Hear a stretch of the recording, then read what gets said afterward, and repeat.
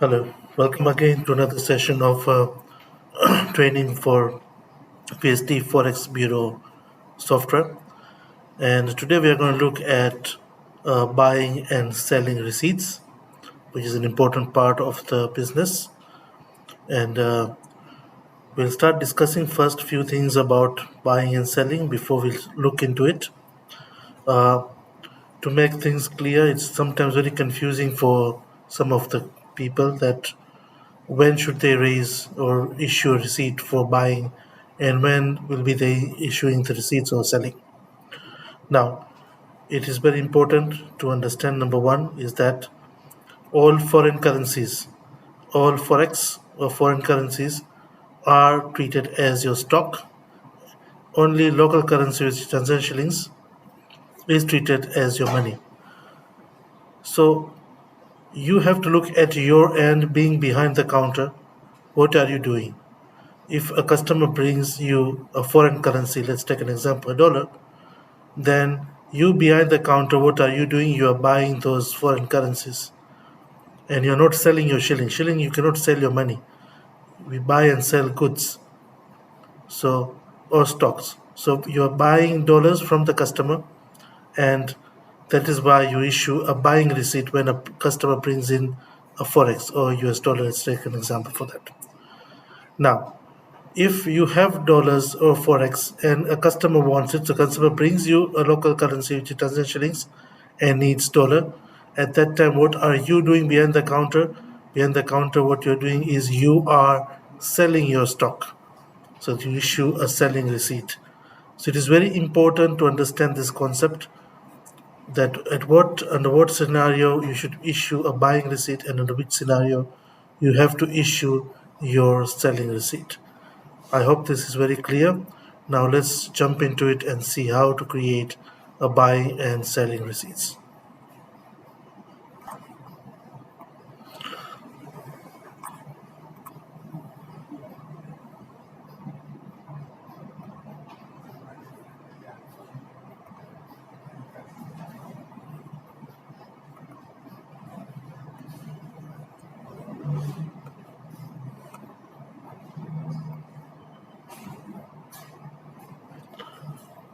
Okay, so let's see the section for buying and selling, which is under transaction. So there's a buying and selling receipt.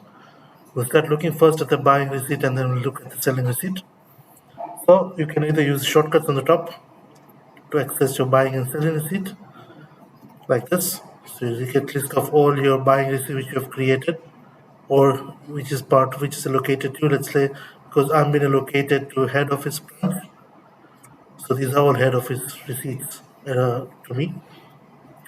So uh, you can go back to menu and you can either click here or click on there. But if you want to start issuing a new receipt, there's a shortcut for that, add new, which can directly take you to a new receipt and start creating a new receipt immediately without passing from the list view. So it's just an option. But if you need to create a new receipt by going into the buying and then clicking on add new, it's fine also. It's all in the same, right? So let's look at the receipt by clicking on add buying receipt, right? So automatically I'll get today's date and head office, which is allocated to me. And then now what I need to do is to select customer. So you'll find all the list of customers which are already in the system will be appearing here.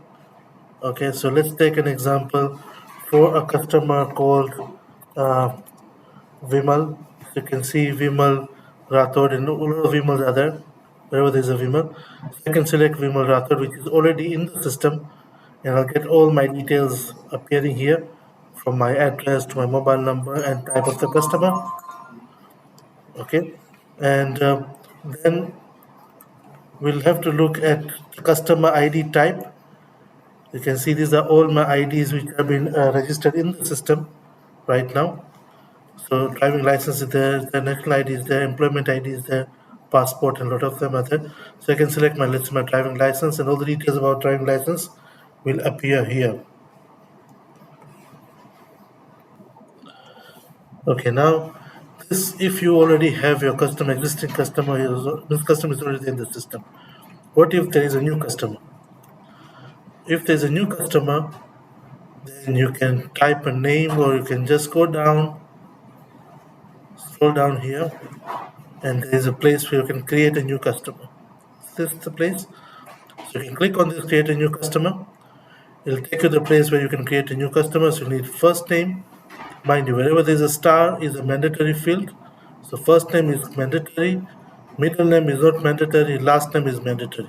So if you have two names, you can just put first name in the first name and the second name as the last name and skip the middle name.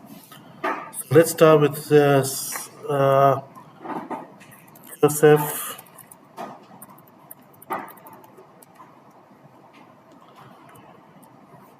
uh, Abraham Makala as the customer name. So all three names will make one name as customer name. And then address is not mandatory, but if you have an address, sometimes it's required, then you can put the address over here by typing. You can put multiple lines like this by pressing enter. Then you can put a mobile number as a mandatory field.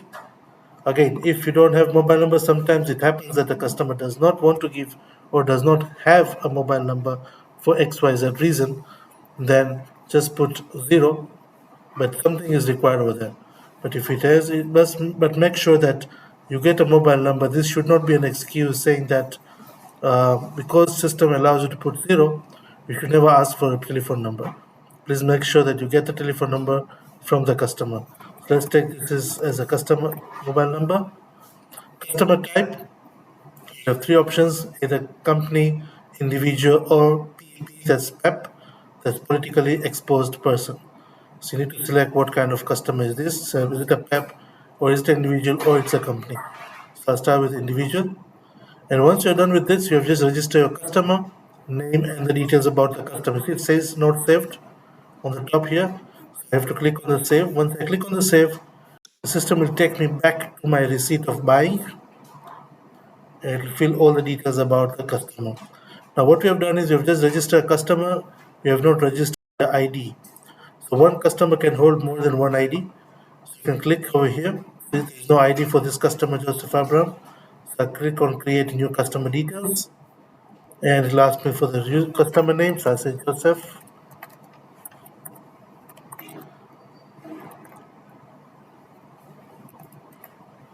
Abraham Makala.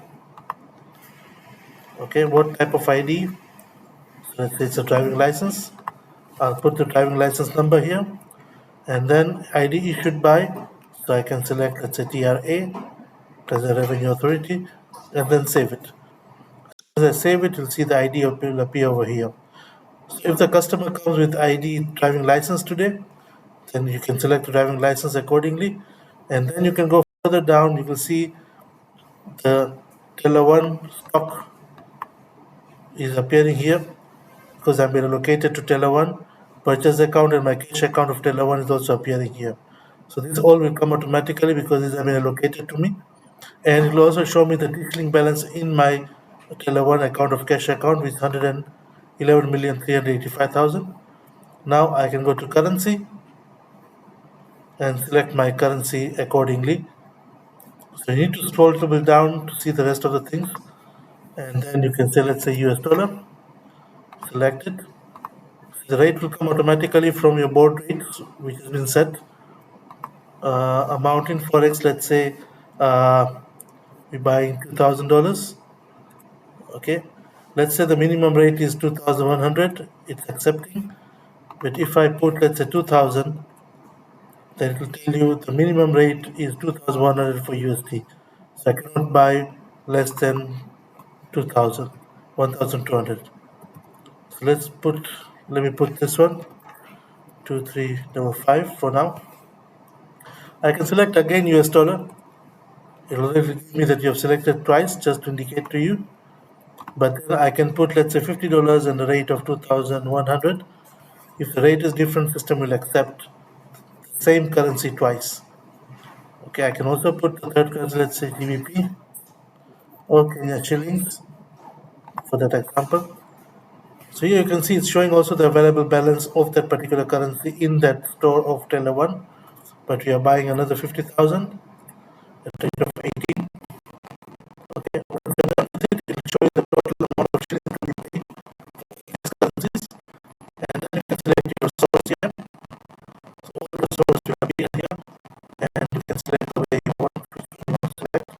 I believe this is very clear. If you select others, you need to specify what others is.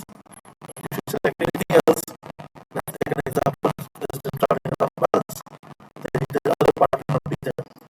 Then we come to instrument, which by default will be cash, but you can change it to cash, check, electronic transfer, TC. So most of the time our transactions are cash-based transactions, so we leave it as a cash, as an instrument. A place for narration if you need to write anything extra regarding this particular transaction as an information, you can put it in a narration. It's automatically filled, so that means if you don't want to write anything, you don't have any information, you can leave this narration part blank. So this is how you fill up the form of buying receipt. And if you start now going up, you will see a save button, and you can see this receipt is not yet saved. So click on the save button. As soon as the save button is clicked, now you can see it is showing me the receipt is in a draft mode. That means I am still able to edit the receipt. Now its draft mode means it is not been it has not affected any accounts or any stock. This is just a draft document. It has no effect in the system so far. That means I can still go down and edit whatever I need to edit. I can go down and let's say I change from resident traveling allowance. I said no, I made a mistake over here. Okay, and then I can change this basically from here onwards. So you just click on it again.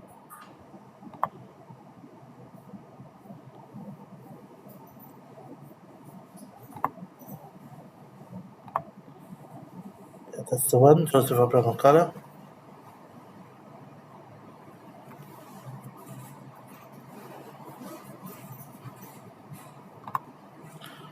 Okay, so now you can see I can, if I need to change resident to let's say education, or I can change education and save it again.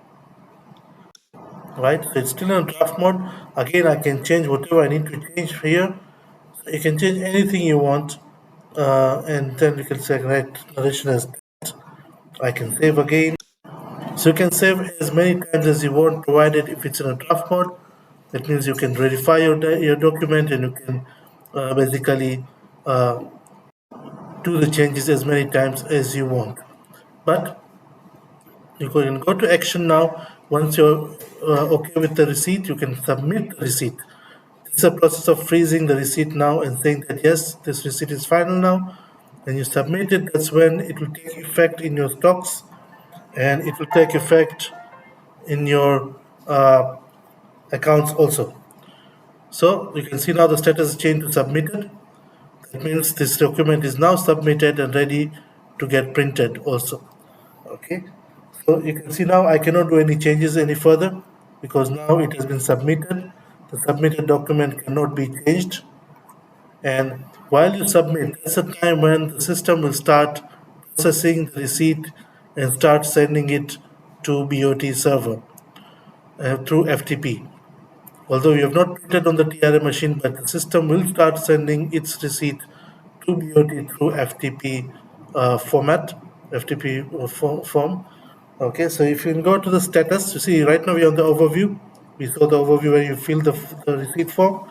If you go to status, you will see the receipt sending status is pending. That means this receipt has not been sent so far to the BOT. And EFT printing status is also not clicked. That means you have not printed an EFT receipt. In order to print an EFT receipt, you need to click on the print EFT button over here and confirm yes, you want to print an EFT receipt. You'll first get something like this, and then you have to select PDF printer here, PDF creator, and you click on print button, and then you immediately start printing the receipt on your TRA machine. Okay, so this will be the way to print on the TRA machine. And once you're done with TRA machine, you'll see now you'll have no option of printing it again because the now EFT printing status has been ticked, and uh, you will no longer be able to print again the same receipt for the second time on the EFT machine. Now this will keep on pending for some time because system is sending every 5 minutes the receipts. So after 5 minutes, we can check this and see the status must have changed to sent, and this will be sending to our test server and not POTS because it's our test system. So this is will show the status of the receipt, if it has been printed or it has been sent to BOT or not. Mind you, this sending of BOT has nothing to do with TRA machine. This is an FTP format of sending the receipt to BOT through the system directly and nothing to do with TRA machines. Let's hope this is clear enough. Lastly, we have some documents here. So this is where you can attach your supporting documents. Although in buying, most of the time there is no supporting document as such. Support documents are basically on the selling receipts, but we have just kept the option for future use. If there is any particular attachment to be done on the buying, then you can also come and do it here. So let's say you can add a row here and select what type of document it is. So we have like created a few of them: air freight, luggage receipt, air ticket, importation, and you can click on create new document and create your own type of document also here. And once you're done with that, you can select the document, let's say a ticket, and you can attach by clicking here and attaching that scanned air ticket directly to the system. By clicking on browse, so click on this, it will give you a place where you can select now the file. Once you select the file, you can upload it and it will put the file in the system directly for you to view in future.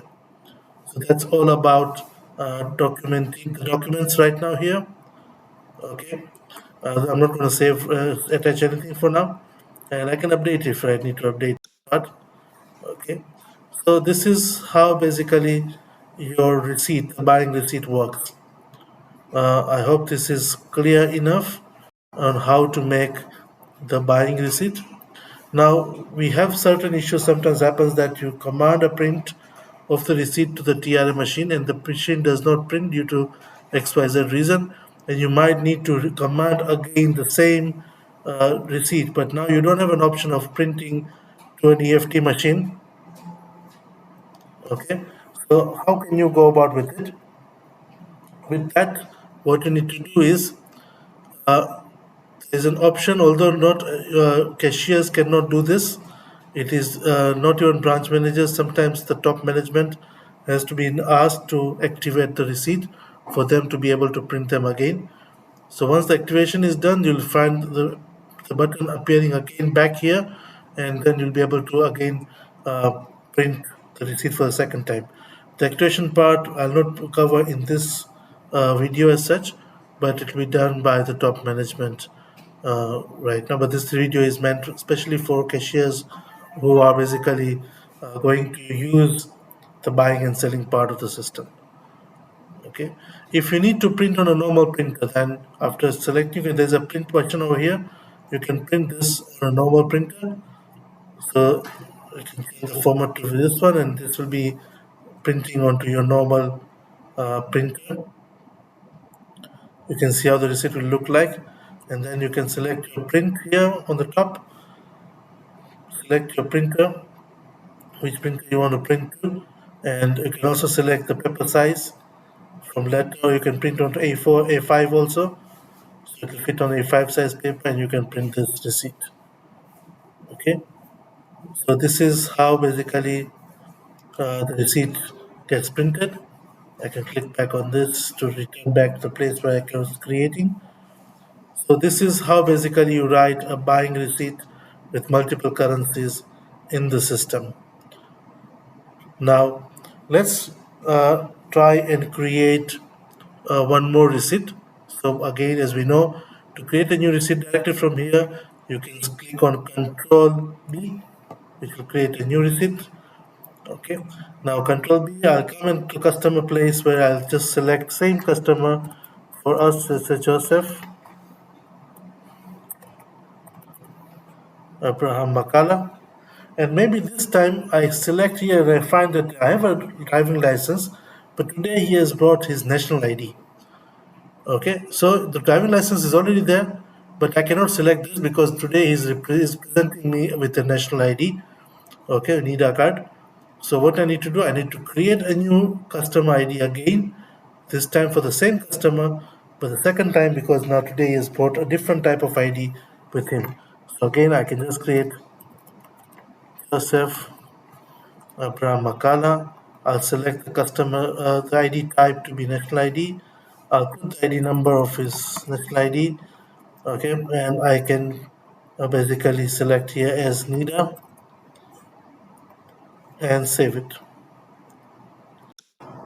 Okay, once you save it, you'll find the NIDA card details will appear again here, and then you can continue as usual. The rest of the things are appearing automatically.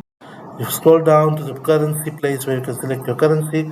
Let's say US dollar 5,000, and you select your source as let's say it's just drawing a last balance, and then I don't have anything else to be done, so I can save this.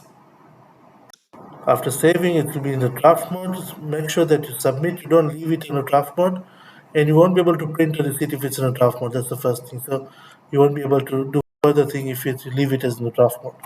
Make sure that you submit your document.